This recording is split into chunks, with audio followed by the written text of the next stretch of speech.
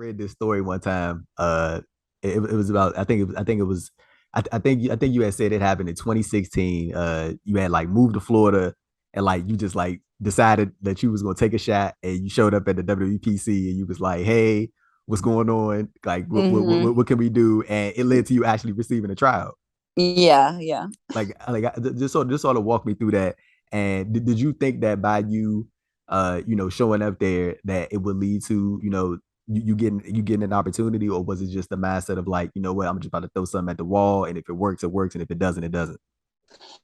Yeah, so I luckily I had no idea about like wrestling etiquette, wrestling, like any of the, like any of the unspoken rules. Cause I don't have anyone in my family that is in this business. Like it's a completely new venture for me. So I knew nothing about it. So when I moved down to Florida to train at Team 3D, I didn't realize that I wouldn't have time to like have a normal job because I had always Mm. had like a very regular job up to that point. So one day, like when I first moved there, I got my resumes together and I was all dressed up, looking nice for interviews and stuff. Cause I'm old school. Like I like to go in person and like drop off my resume and meet the whoever's in charge. Mm. And and while I was doing that, I was like, well, you know what? I know the performance center is down here somewhere. And at that point, you could not find the address of the performance center. So as a female, I'm a super sleuth. So I somehow like figured it out and figured out where it was. And I was like, I can just go there, drop off my resume. And I thought that like I would be able to maybe like work in marketing there and then train as a wrestler at the same time. Like I had no idea. Mm. And so I just buzzed on the buzzer and I was like, hi, I'm interested in working here and also becoming a wrestler. And they were like, 1 second.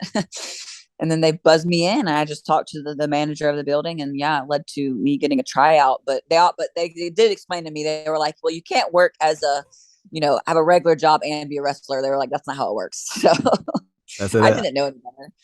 I think that's cool that you took that chance. And look, think about it. If you would have never took that chance, you would have never got the trial. And I think it's cool. I think it's cool when people like just just bet on themselves and just to see what's Yeah. out there. Because like if you like, I think one of the big things just with anybody, not even just in wrestling, just in life in general, like I think our fear of like not succeeding is like one of the things that holds us back from like a lot of different opportunities. And like the fact that you just went out there and just like, you know what, let's see what happens, and some came out of it. So you got something useful out of that whole situation. I think that's real cool.